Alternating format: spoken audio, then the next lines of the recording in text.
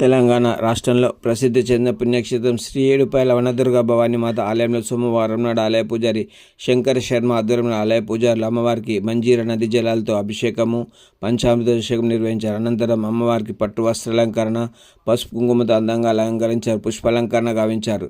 అనంతరం కుంకుమార్చన సహస్రనామార్చన ప్రత్యేక పూజల అనంతరం అమ్మవారికి నైవేద్యాలు సమర్పించిన అనంతరం భక్తులకు దివ్యదర్శన భాగ్యం కలిగించారు. ఆలయ ఈవో వీరేశం ఆధ్వర్యంలో ఆలయ సిబ్బంది భక్తులకు మౌలిక సదుపాయాలు కల్పించారు. భక్తులకు ఆలయ పూజారులు తీర్థ వితరణ గావించారు.